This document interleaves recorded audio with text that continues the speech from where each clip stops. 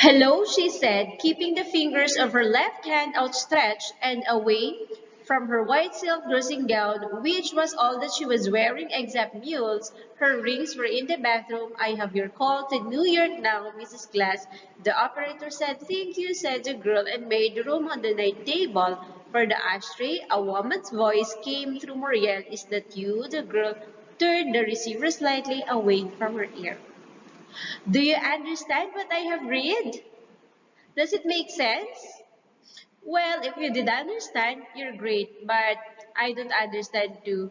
So let's find out what's wrong with this paragraph. Good morning, grade 9 again. This is teacher Mitch, your English teacher. So what do you think is the problem with the passage or paragraph that I have read? Well, let's find out. Hello, she said, keeping the fingers of her left hand outstretched away from her white silk dressing gown, which was all that she was wearing except mules. Her rings were in the bathroom. I have your call to New York now, Mrs. Glass, the operator said. Thank you, said the girl, and made room on the night table for the ashtray. A woman's voice came through. Muriel, is that you? The girl turned the receiver slightly away from her ear. Now, what have you noticed with this paragraph? Does it make sense now? So this morning, we're going to discuss punctuation marks and capitalization. So we're going to find out what are their importance in writing and what are the rules we have to consider in using them. All right. So first, we're going to discuss punctuation marks. So here are some examples of punctuation marks. So punctuation is one of the most important aspects of written English. And yet, it is the one that is taken the most lightly. It is in fact, this feature of writing gives meaning to the written words, much like pauses and changes in tones of the voice when speaking. And an error, so you have to remember this, an error in punctuation can convey a completely different meaning to the one that is intended. So you have to be careful in using punctuation marks. So what is punctuation marks? So it is used to create sense, clarity, and stress in the sentence. It helps the reader or readers understand what is meant. It also makes writing more organized. Now let's take a look with these sentences and let's notice how its meaning change when we use different punctuation marks. So let's read sentence number 1. This is your book, Kevin. Sentence number 2. This is your book, Kevin. Sentence number 3. Don't stop. And lastly, don't stop. So the first sentence, it means that he or she is talking to Kevin, giving him his book. So this is your book, Kevin. It is a statement. How about sentence number 2? This is your book, Kevin. He is asking questions, or he or she asking Kevin if it is his book. And number 3, so for number 3, don't stop. What does it mean? It means that, or it tells you to do not stop. Let's continue, or you have to continue. Do not stop. So that is number 3. How about number 4? So it says, don't stop. So it means that you have to stop. Don't continue. You have to stop. Do you understand? So let's discuss it further. Now let's discuss first the comma, the colon, and the semicolon.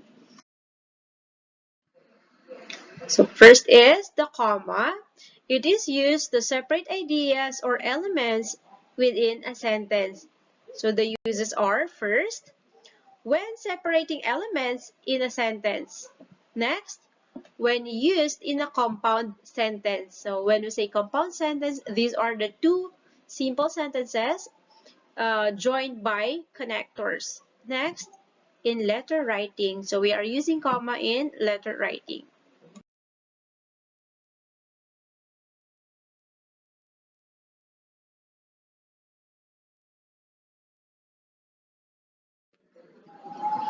In letter writing, we are using comma. Of course, you are very familiar. It is used after a salutation. Like for example, Dear Ben. So you put comma. And it is also used after the closing. Like for example, your best friend. You put comma, Nick. And of course, when separating elements in a sentence, example, basketball, bowling, skateboarding, or Tabby's favorite activities. Also, we use comma in compound sentence. Example, I can't go to the dance, but you should go without me. So, compound sentence, so the first sentence is, I can't go to the dance. So, you put comma. And another sentence is, you should go without me. So, another example, I need to buy a dress. You put comma. So, I am going to the mall. Alright, so next we have, now we have the colon. So, what are the uses of colon?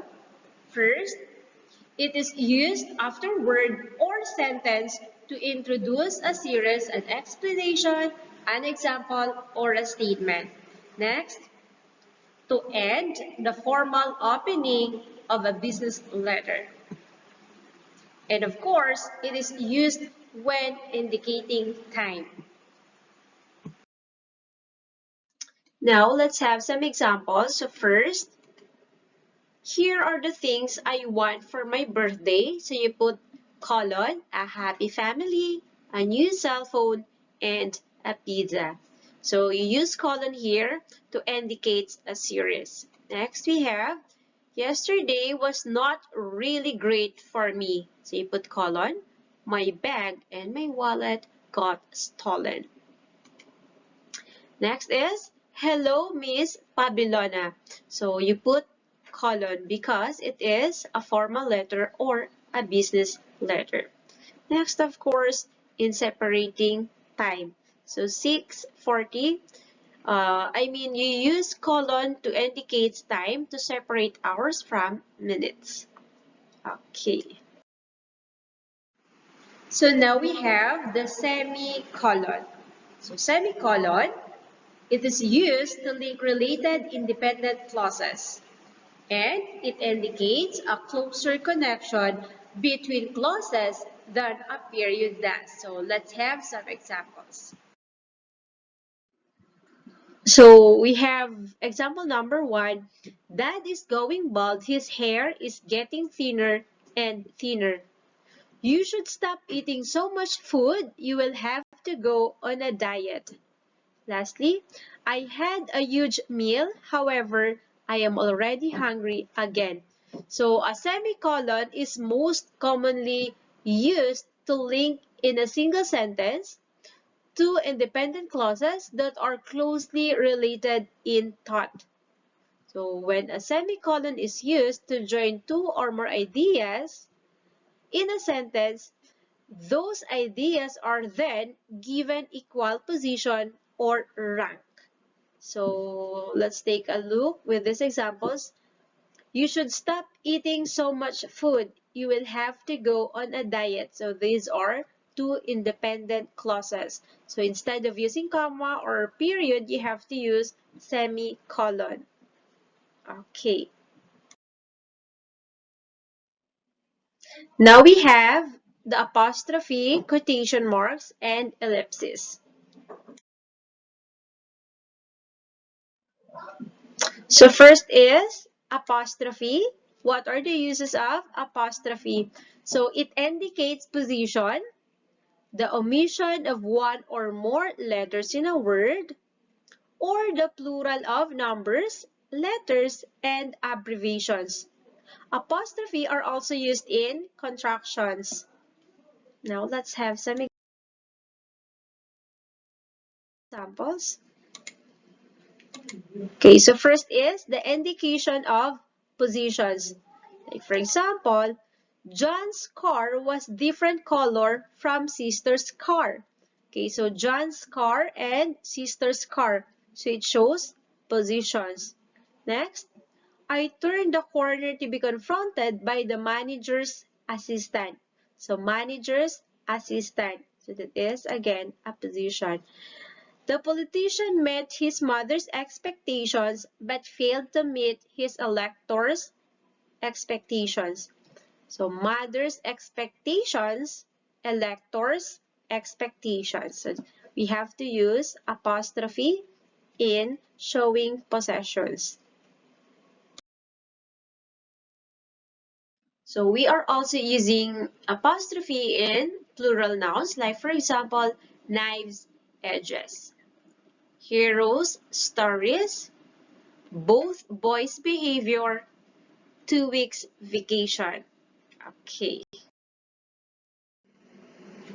We are using apostrophe to show where letters or numbers have been omitted in a contraction. So here we have some examples. He is not here. So when we contract it, it will become he isn't here. So is not will become isn't. So we are using apostrophe. You are right. You're right. So you are your. I had forgotten. I'd forgotten. She has gone home. So she's gone home. The quotation marks. So how do we use quotation marks? So what are the uses? First is in quoting dialogue. Like for example, it can't be true. So you put punctuation marks. John explained. It is true. Dina answered calmly. Owen said, the last episode has started. So quotation marks are used. Next, let's go for a swim, suggested Dan.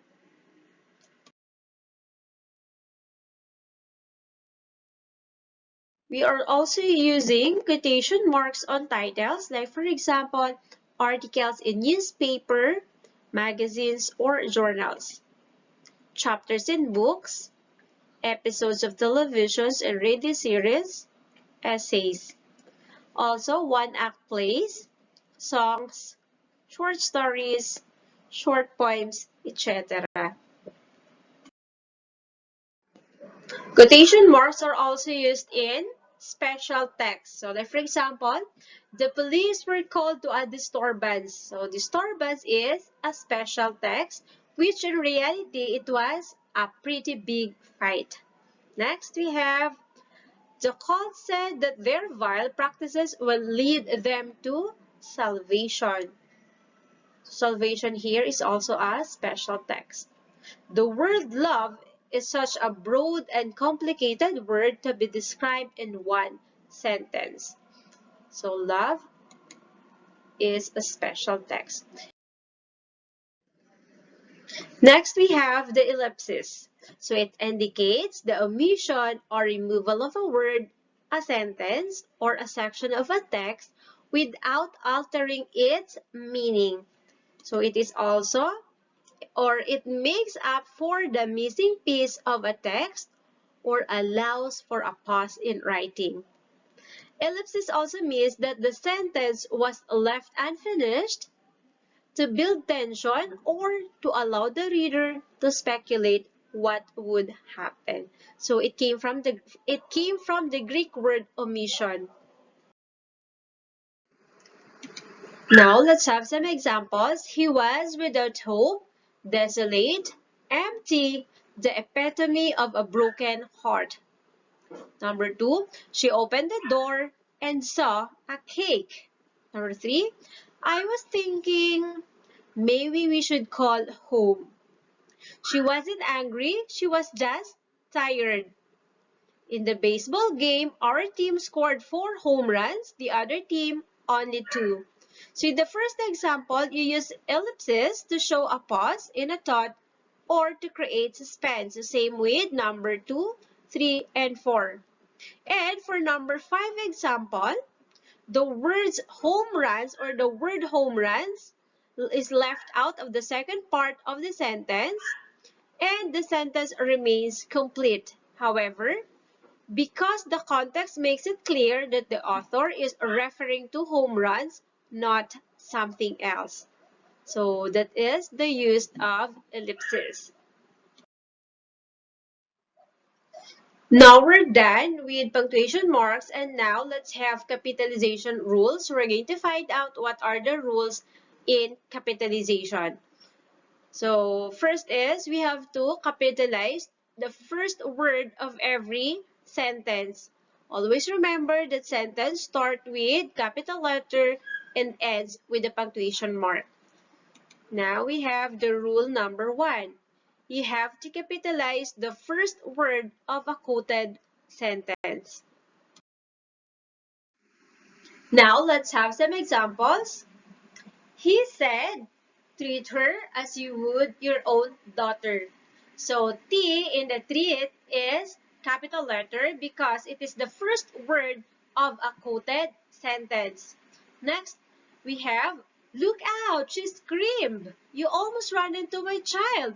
So the look out, the L, it should be capital letter because it is the first word of the quoted sentence. So again, you have to capitalize the first letter of the first word of the quoted sentences. Next, rule number 2, capitalize a proper noun. All right, so let's have some examples. So proper nouns such as Golden Gate Bridge, Dr. Jose Rizal, Pasig Catholic College, are names of particular people, places, or things and should always be capitalized. Next, we have rule number 3. So adjectives derive from proper nouns. So like for example, Canadian citizen, Korean food, China's restaurant. So you have to capitalize those adjectives that derive from proper nouns. Next. So rule number 4, the pronoun I and all its contractions. So I will, it will become I'll, I am, I'm, I had, I'd. So all I, you have to put it in a capital letter. So let's have some examples. Okay, should I call you later? I think I'll call at 6 o'clock. Louise and I shall both call you. Oops, I just remembered I'm grounded from the phone. So I or the pronoun I and its construction are always capitalized. Next we have rule number 5. Nouns and pronouns that pertain to God should be capitalized. Like for example, do not worry for He is our God. So He refers to God. That's why H is in capital letters. So also with G. All right. Rule number 6, acronym that turns into proper words should be capitalized. Like for example, DepEd, that stands for Department of Education. Next is the DOLE, Department of Labor and Employment. DENR, Department of Environment and Natural Resources. So all acronyms that became a proper words should be capitalized. Now we have the rule number 7 and the last rule that we're going to study. Actually, there are a lot of rules, but what we have studied today is the most basic and most commonly used. So rule number 7, titles of bodies of work should also be capitalized, except articles and coordinating conjunctions. So they are not included. Like for examples, The Little Prince, Gone with the Wind, Ghost of the Lagoon. So those are the rules of capitalizations.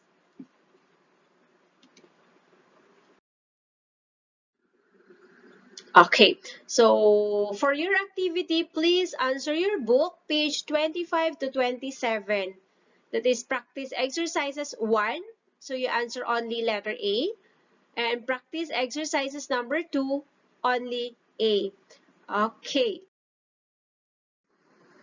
That's all for today, grade 9. See you in our live discussion. Bye, everyone. Have a nice day.